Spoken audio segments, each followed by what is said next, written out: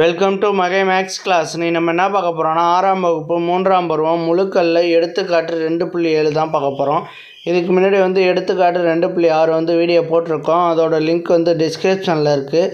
பார்க்காதவங்க போய் பார்த்துட்டு வாங்க. இப்போ அவங்க கணக்கு பார்க்கலாம். எடுத்துக்காட்டு 2.7 பின்வரும் முழுக்களை ஏறுவரிசையில் எழுதுக. இங்கே கொடுத்துருக்காங்க, குறை எண்ணும் கொடுத்துருக்காங்க, மிகை எண்ணும் கொடுத்துருக்காங்க.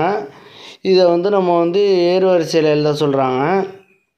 இந்த எல்லா நம்பரையும் ஃபஸ்ட்டு நம்ம மிகை எண் குறை எண் தனித்தனியாக அடுத்து எழுதிக்குவோம். ஃபஸ்ட்டு மிகை முழுக்கள்னால் ப்ளஸில் உள்ள நம்பர் எல்லாமே மிகை முழுக்கள்னால் ப்ளஸ் நம்பரில் உள்ளது எல்லாமே மிகை முழுக்கள். அது எல்லாத்தையும் நம்ம எடுத்து எழுதிடுவோம்.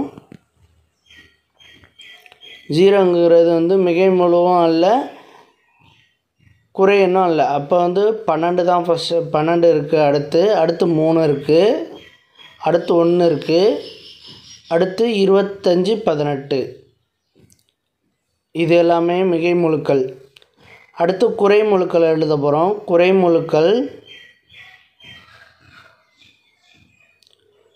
குறை முழுக்கள்னால் மைனஸில் உள்ள எல்லா நம்பருமே குறை எண் தான். அப்போ குறை முழுக்கள்னால் இந்த நம்பர் தான். அந்த நம்பர்லாம் எடுத்து எழுத வேண்டியதுதான். -15, -7, -5, -20. ஓகேவா? இப்போ இதை எடுத்து எழுதியாச்சு. இப்போ மிகை முழுக்களின் ஏறுவரிசை. மிகை முழுக்களை ஏறுவரிசையில் எழுத போகிறோம். ஏறுவரிசையில்னா சின்னதுலேருந்து பெரிய நம்பர் வரையும் எழுத போகிறோம்.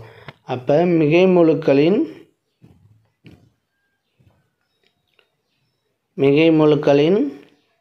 ஏறுவரிசை.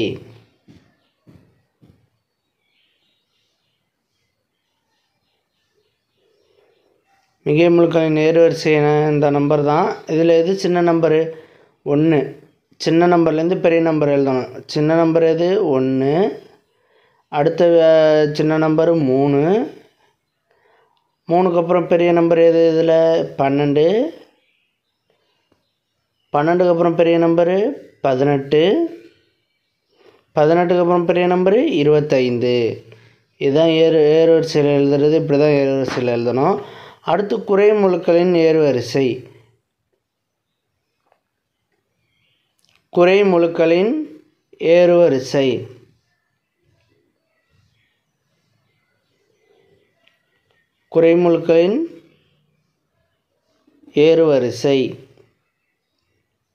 இப்போ இந்த மைனஸில் உள்ள நம்பர் எல்லாத்தையும் நம்ம ஏறுவரிசையில் எழுத போகிறோம்.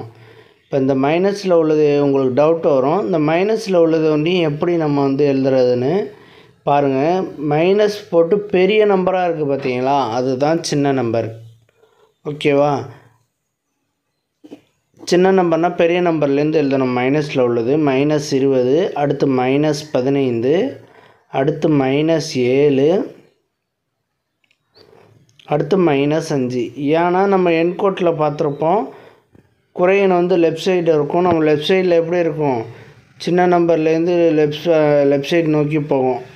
அதே மாதிரி தான் இது இப்போ மைனஸில் பெரிய நம்பர் இருந்துச்சுன்னா அதுதான் சின்ன நம்பரு மைனஸில் உள்ளதில்.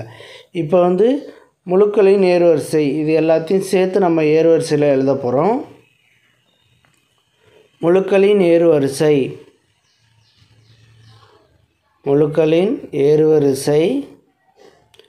ஃபஸ்ட்டு இதை எடுத்து எழுதிக்குவோம். ஏன்னா இது என்கோட்டில் பார்த்துருப்பீங்க நீங்கள். என்கோட்டில் குறை எண் 0 முழுக்கள்னு இருக்கும். அதே கான்செப்டில் எழுதுவோம். -20, 15, -7, 5. இதை எடுத்து எழுதியாச்சு. அடுத்து பாருங்கள், இந்த 0த்தை விட்டுறக்கூடாது. 0 மிகை எண்ணும் கிடையாது, குறை எண்ணும் கிடையாது. அதனால் அந்த 0 எதுக்கு நடுவில் வரணும்னா மிகை எண்ணுக்கும் குறை எண்ணுக்கும் நடுவில் தான் வரும். அதனால் இந்த இடத்துல அதை போட்டுக்க வேண்டியதுதான். 0.